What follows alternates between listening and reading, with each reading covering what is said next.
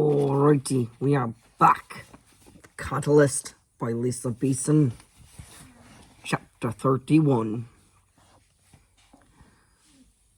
With Jashar only a few steps behind, the blonde led Ari through the first floor of the mansion, and Ari was glad she had her shield up. She'd never seen so many shades before. The place had definitely been through some extensive remodeling. Ari would never have guessed they were in an old antebellum mansion. It seemed more like an underground speakeasy and gentleman's club. Liberal amounts of alcohol and drugs were being shared with abandon. Hey.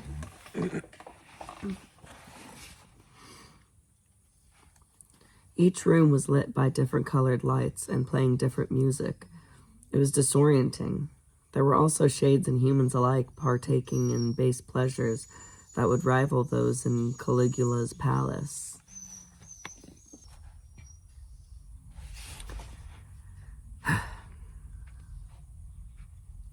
And not just the addicted gutter punks, but she recognized the likes of politicians and high society types as well.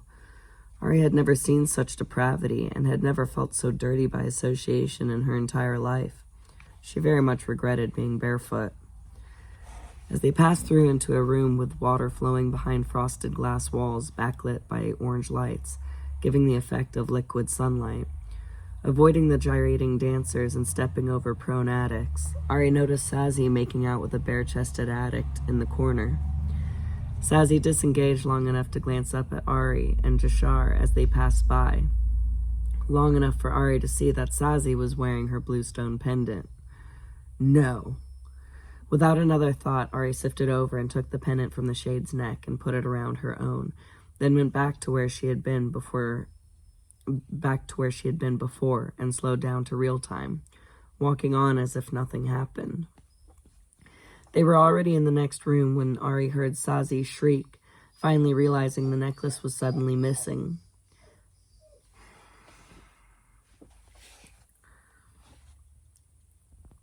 Sazi stumbled over to the doorway they had just passed through and pointed at Ari accusingly. "She just took it! The bitch took my necklace!"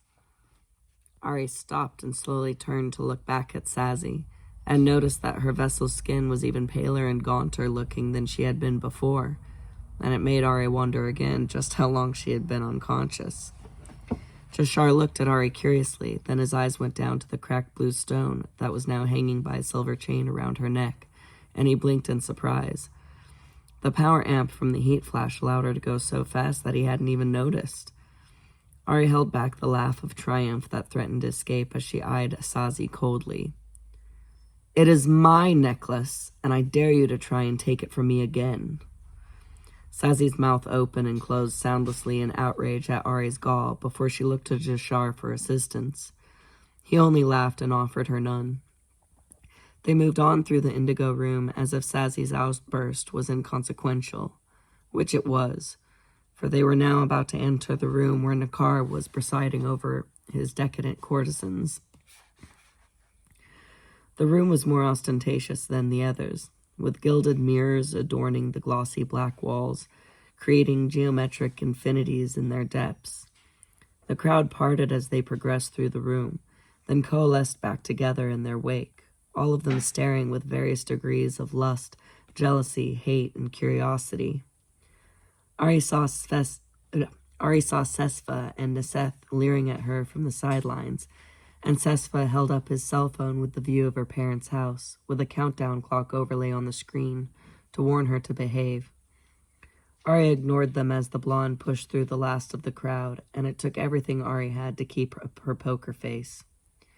Sitting on what could only be described as a throne made of gold molding and red velour, with the top buttons of his shirt undone, his tie roguishly askew, and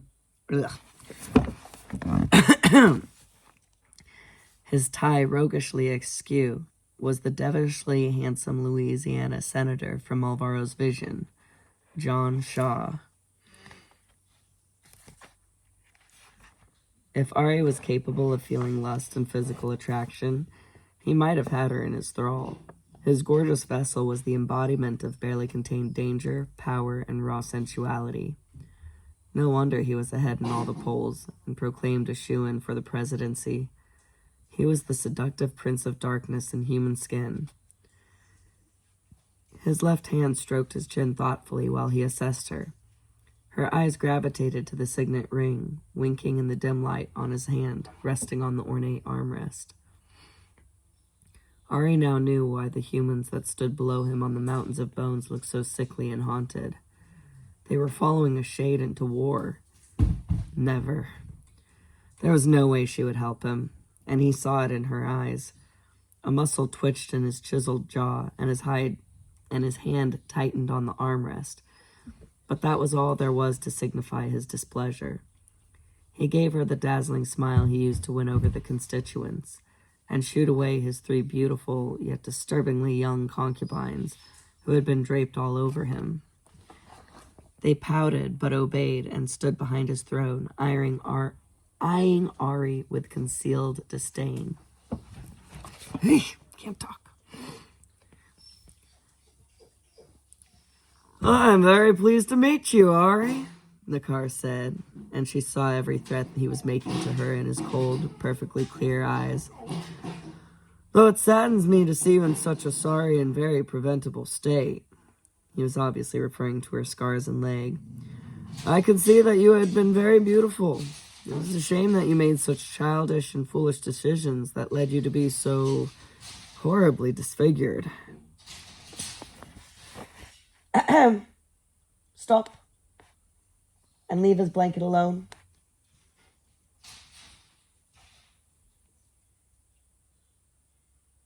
Leave it alone.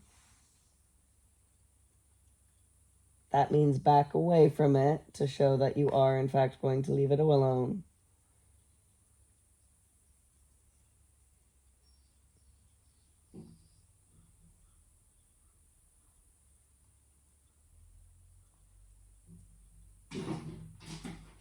Good boy.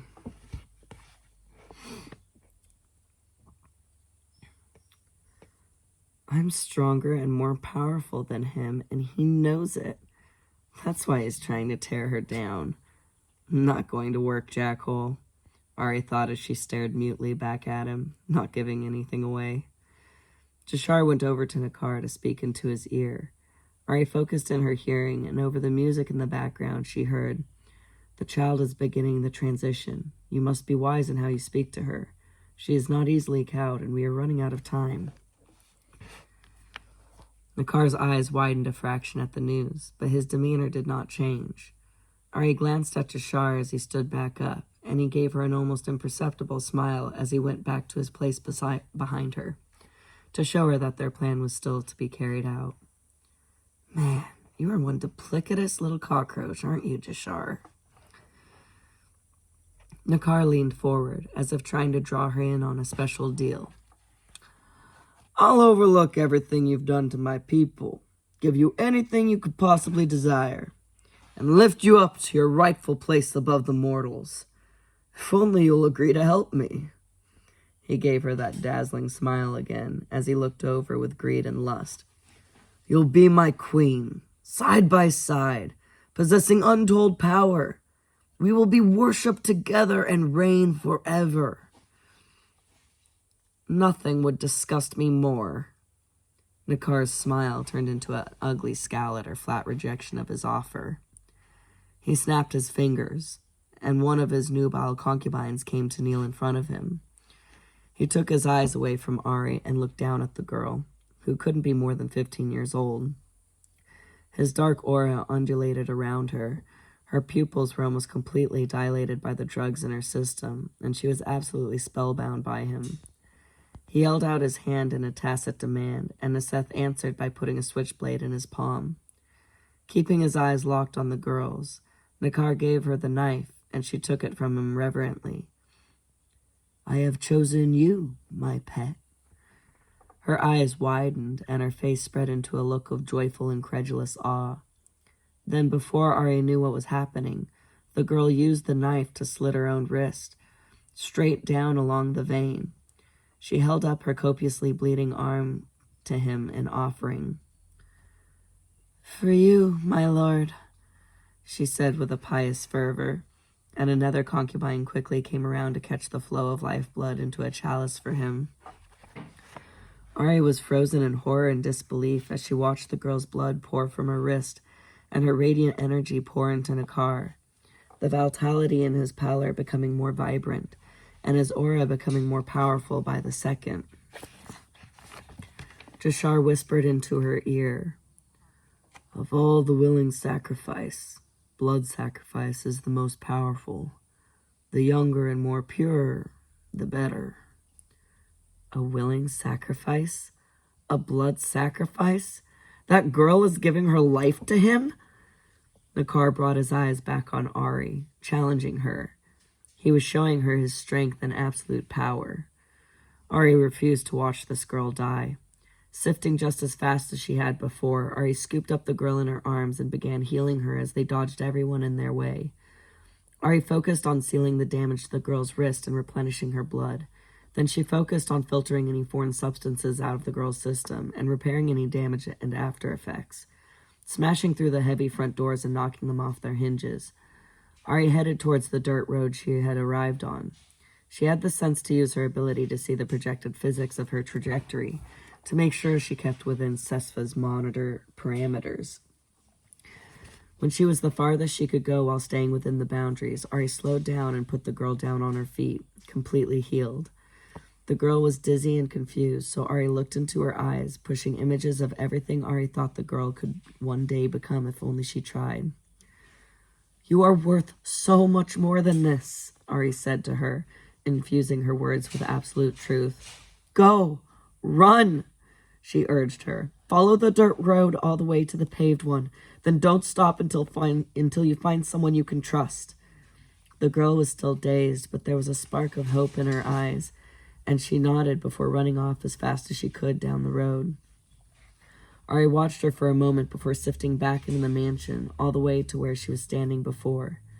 When she returned to real time, everyone was looking around in confusion, all except for Nakar, who was staring straight at her with a cold fury as he drank from the bloody chalice. Ari had to control her revulsion before she retched in front of everyone. "Sesfa!" Nakar called, after he wiped the blood from his lips, and Sesfa stepped out from the crowd. "Tell Haksha to come to me, so he can show off his new plaything." Sesfa's face broke into a wicked smile. "Yes, my lord," he said with a nod, and then slinked off to go fetch Haksha. The pit of Ari's stomach simmered with fear and apprehension. He was going to punish her, and anything dealing with Haksha was bound to be heinous. "You are foolish to reject my offer," Nakar said to her.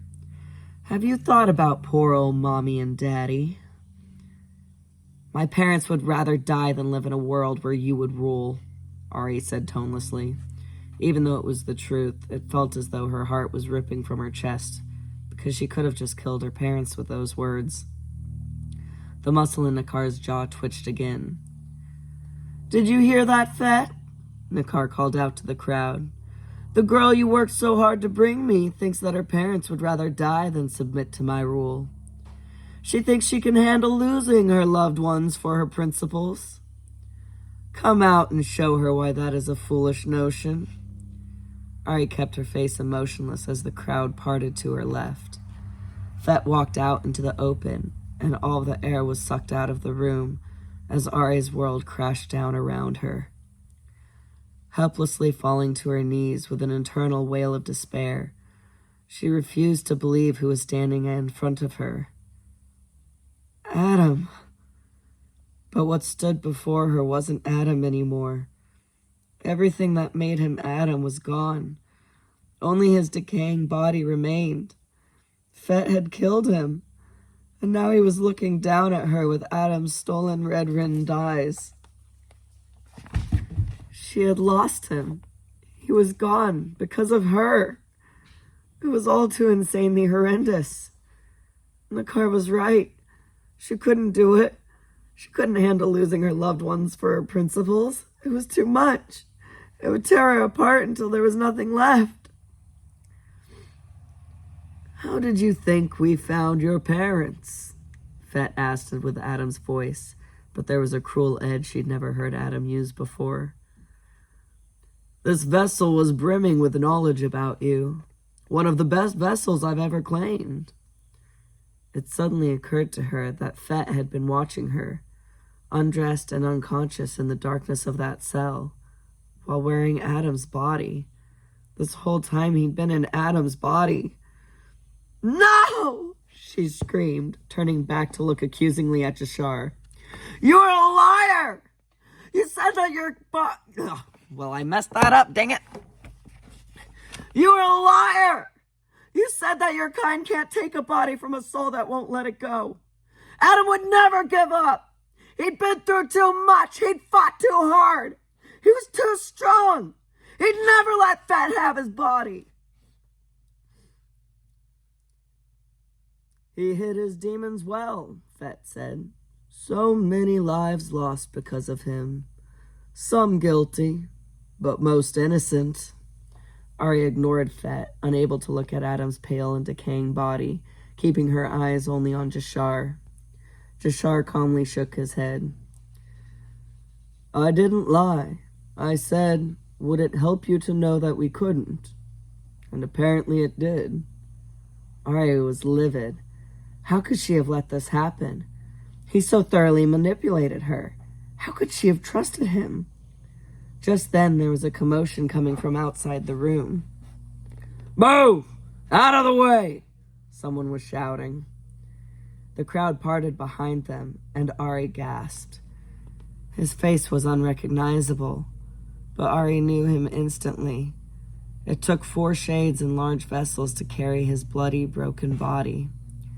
There had been too many shades, and she had shielded herself so fully that she hadn't sensed him in the building. Jean-Baptiste.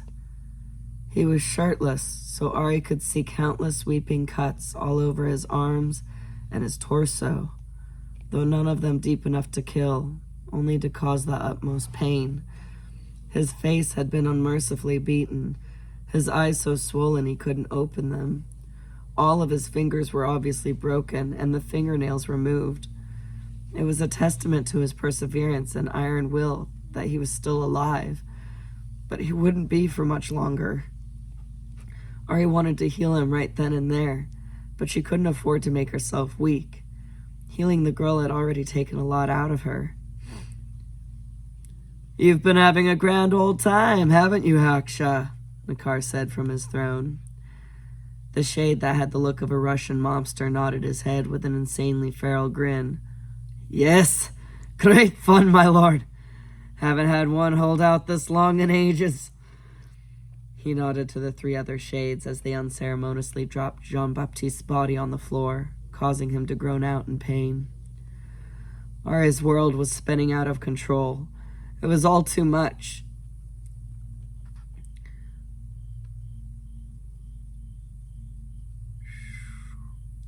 We had planned to let Sasfa claim this vessel for a job well done, but some vessels prove harder to possess than others, so he donated him to Haksha. Curious to see if we could get any information out of him that way, but the brute held strong. Uncontrollable rage was taking over Ari. They tortured Jean-Baptiste. They killed Adam. They sought to break her with all this horror, but they had gone too far, and they would pay for it. How dare they hurt what is mine? Ari turned away from Jean-Baptiste's broken form to Nakar. Her rage was causing her internal energy to surge and pulse around her, merging and absorbing the power of the electricity coursing through the walls of the building. The air around her was crackling with electrostatic energy. As the lights and music flickered on and off from the power drain, Ari relished the fear in Nakar's eyes, the fear in all their eyes. But then she noticed Fett's arm twitching violently.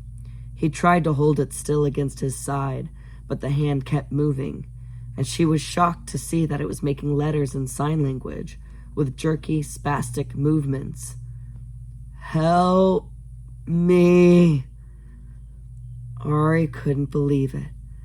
Adam is still in there. He's not gone. Focusing in and skimming Adam's mind, Ari searched for him. When she recognized the dim spark of his life force clinging to the left side of the premotor cortex, she connected to it. "I see you, Adam." Standing up, with her power crackling and blue sparks around her, the crowd began to move to run away, but she sifted over to Nakar and ripped the signet ring from his finger, breaking the bones to shards in the process. Then she sifted to the center of the room and held up the ring for all to see, Nakar howling in pain and rage behind her. "Ari, quick, give it to me!" Jashar shouted while eagerly holding out his hand, mad and deluded enough to think that she would still help him. She spat at his feet and put the ring on her own finger. "I am in control now," she proclaimed. "You will remain where you are." All the shades froze, forced to obey her. The few humans left in the room were looking around frightened and confused. "Go! Now!" Ari told them. "Run from here and never come back." All the humans, sober enough to be afraid, made a mad dash for the exits. Ari turned to Fet, focusing solely on him. Giving herself over to instinct, she latched onto his foul energy and began siphoning it into herself. Fet's brutal screeching through Adam's throat flayed her nerves raw, but she had to make him vacate the body to give Adam a chance. And the world needed to be rid of these despicable creatures once and for all. This was the only way she could think of to end them. The more she siphoned, the more powerful she felt. It was a pale comparison to what Kale's pure and potent life force had been, but it was still amazing. She siphoned until she felt Adam's energy, and forced herself to stop before she siphoned him as well. When Fet was no more, Adam's body fell to the ground, and all the shades screamed in terror at what she had just done. All except for Jashar, who stepped forward and offered himself to her, finally seeing a possible end to his vile existence. "Please," he begged. She turned from him. She would leave Jashar and Nakar for last. With every shade she took into herself, her power increased, and she lost a bit of herself to the darkness. Sesfa, Haksha, Naseth, Sazi, all taken inside her and turned into raw power, all gone forever, leaving only their empty, stolen corpses behind. Ari was in the midst of an uncontrollable frenzy of hate and destruction. She was unstoppable. She could feel the elements offering to bend and submit to her will. She was practically floating around the mansion, taking in every shade she could find and fighting the urge to siphon the remaining humans. With her dark power, she was able to move furniture with only a thought, break through walls with the force of her will. No shade could hide from her. She was the goddess of vengeance, and her judgment had been passed. When she finally got back around to Jashar, he was on his knees. His arms were outstretched and his eyes closed. There were no screams from him, only a whisper of, "Finally," before she completely ended him forever. When she turned to Nakar, who was still frozen in fear and pure hatred, his shattered finger clutched to his chest, she took her time. "Your stain will be permanently erased from this world," she said with the thunderous voice of the statue in Alvaro's vision. As she siphoned him in, his energy felt different, more powerful from all the sacrifices he endured. He tried to fight back, stubbornly holding on to his vessel with the extra power, and forcing her to break every bone in the body to weaken him with unimaginable amounts of pain and agony. When he couldn't hold on any longer, she siphoned the last of his foul energy, and the empty husk of his corpse fell to the ground. "You are nothing." Done with him, Ari's eyes moved up to her reflections in the gilded mirrors on the wall behind the throne. She was hovering above the floor, her hair floating around her head in the nimbus of electrostatic energy emanating around her. But it was her eyes that made her choke in fear. They were completely pitch black, so dark that they absorbed the light around them. Thousands of monstrous reflections echoing into infinity on the walls around her. What have I become? A weak moan tore her attention away from her horrified self-loathing. Jean-Baptiste! Adam! Ari sifted over to Adam's motionless body and tried to help him by amping his energy. But all that came out of her was electric, oily darkness that singed his clothes where she touched him. On the verge of blind panic, Ari was distracted by an incessant beeping that started coming from around Sesva's corpse. She sifted over to find it coming from his cell phone. Oh no! Sesva failed to give the code, and now his goons were going to kill her parents. What could she do? There was no time. They were too far away. Ari screamed in a primal howl of rage, but then she realized her body was still singing with dark power. I can do anything.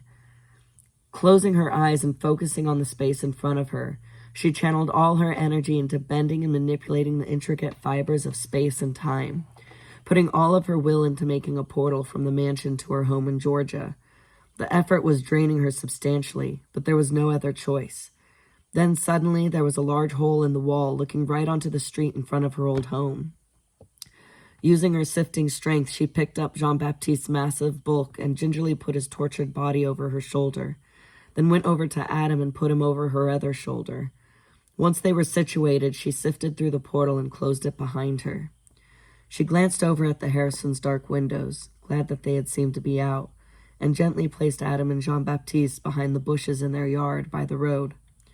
Once they were settled and sufficiently hidden, Ari slowed down to real time and looked across the street to her old home to make sure her parents were still safe. The sight was like ripping her heart out all over again. Her home, her parents, they were right there. The blinds were down so she couldn't see in through the windows, but the lights from within were shining through and illuminating the beautifully manicured front yard. Everything about the Rileys' home was welcoming. There was movement inside, a shadow going from one room to another, a tall shadow. Dad. In that moment, she desperately wanted to be an innocent child again. She wanted to run through that door to her parents' waiting arms. She wanted to be Kira Riley again, but she wasn't, and she couldn't. She was a monster, and her parents were in danger. She forced herself to disengage and focus on her purpose. Her head whipped towards Mrs. Bishop's house. She knew from the angle of the video feed that that was where the Shades were spying from, and she couldn't help wondering what horrible things they had done to the sweet old woman. The darkness swelled around her as her anger increased. Dark clouds started amassing and crackling with streaks of lightning overhead. Her anger was now affecting the atmosphere. Oy. Pardon me. Her anger was now affecting the atmosphere. No one hurts what is mine. Ari sifted over to the Bishop house, bursting in through the back door. The place was filled with moving boxes containing an unfamiliar family's possessions. Nothing remained of Mrs. Bishop's things. She moved? Judging by the way some of the boxes were lying on their sides and spilled in disarray, the family must have been caught mid-unpacking when the Shades came to take over their new home. Quickly pushing out her field of awareness, Ari sensed no one except for the two Shades upstairs, which made the stench rot coming from the coat closet all the more horrible. Looking through the closet door to see the decaying bodies of two small children, a boy and a girl, tied up with their throats cut from ear to ear, made something integral snap inside her. Swelling with dark power, Ari sifted up the staircase to the master bedroom, where she found the two Shades, who were wearing the bodies of those dead children's parents. They were in the process of concealing their weapons under their clothes and preparing to kill her parents. Besides their shallow pallor, they looked like ordinary people, and Ari saw it all unfolding before her. Her parents answering the door, warmly welcoming in their new neighbors. She couldn't even finish the thought because she was completely overtaken by a homicidal fury. She slowed down to real time so the Shades would see the face of their demise. Ari relished their fear before she siphoned the two Shades, eradicating their existence. The wind accompanying the sudden lightning storm she had called into being raged outside with her demand for vengeance. Burn it! Burn it all to the ground! Feeling the powerful friction of the molecules around her hands, Ari willed the heat into flames and spread them around the room and through the house. But somehow, lancing through the violent madness, she thought of the innocent family being remembered for filicide and suicide by arson pierced Ari to the core. She couldn't let that happen. So shielding herself from the flames, Ari sighted and staged the bodies of the parents and the children to look as though the fire had killed them in their sleep.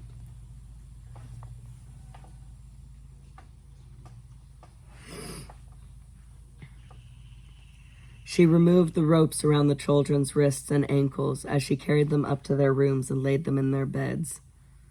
"I'm so sorry this happened to you," she thought as she tucked them in. She couldn't heal their throats with no life in them, so with a numbed attachment she made sure the bodies were charred enough for the cuts not to be noticeable. When she was done, she made her way outside, letting down her shield and leaving the house a raging inferno behind her. Moving in a daze amidst the raging storm to the place she had left Adam and Jean-Baptiste, Ari was startled to see Ruby kneeling on the ground and crying over Jean-Baptiste's broken body. "Ruby!" Ari called out like a plea, her heart reaching out for anyone or anything that could bring her back to herself, anything she could hold on to before she was completely lost. At the sound of her name, Ruby looked up, and when her eyes fell on Ari through the dark gloom of the storm, she couldn't hide her horror. "Oh, child," she rasped out, covering her open mouth with her hands. Realizing that she was hovering again, Ari lowered herself to the ground to try to minimize Ruby's fear. Ari knew that between her dark aura, pitch-black eyes, and Jean-Baptiste's blood all over her white shirt, that she must look terrifying. "Ruby, please help me! What should I do?" Getting a hold of herself, Ruby wiped her face with her hands and stood up as the wind whipped around her, looking at Ari intently. "You can save them!" she shouted over the wind and pointed down to Adam and Jean-Baptiste. "But you must take them and leave now before someone sees you." "Where? Where should I go?" Ari asked frantically. "Trust your instincts and go where they tell you. Now hurry," Ruby said, stepping away from her cousin and motioning for Ari to come over. Swallowing her fear, Ari sifted over and picked up the two men again, then focused on creating another portal.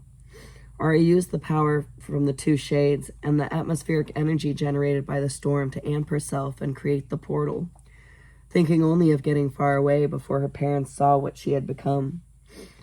Once the portal was big enough, Ari vaulted through and immediately closed it behind her, only to find herself sliding down the face of a massive sand dune in the middle of a moonlit desert. Jean-Baptiste groaned in excruciating pain. Ari couldn't help dropping and jostling them around while trying to regain her balance and concentration as they slid down the shifting sands into the deep valley below. Gathering her wits, she began to sift again and grabbed a hold of the men.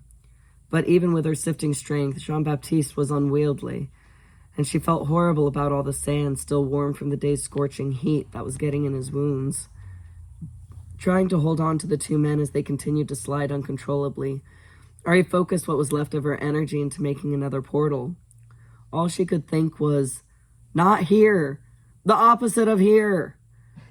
What she had meant was not in the middle of a lifeless desert. But the portal apparently didn't understand the subtleties of nuance, and they slid through into a world of snow and ice. The drastic change in temperature was a shock to her system, and caused her to accidentally drop the men again as they fell into the snow.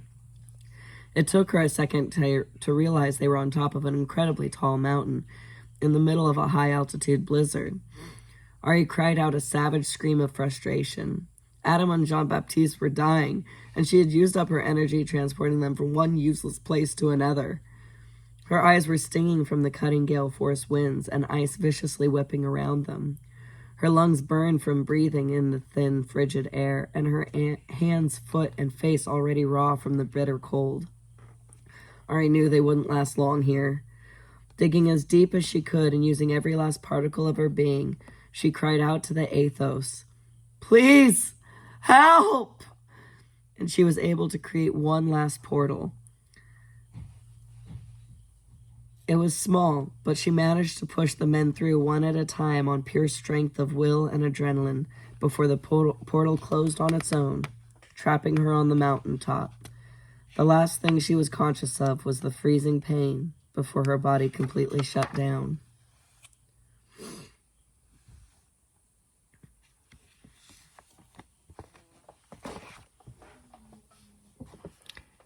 And that was the end of chapter 31. How about that chapter, huh? Oh my goodness. Ooh. And we only have 2 chapters left. Oh man. So exciting. I think at this point I just have to finish, right? It only makes good sense I have to finish, right? But I'm gonna go get water going so I can have my noodles. Ooh. I guess that's all there is to say. Peace. Thanks for joining us. See you next time on chapter 32. Peace.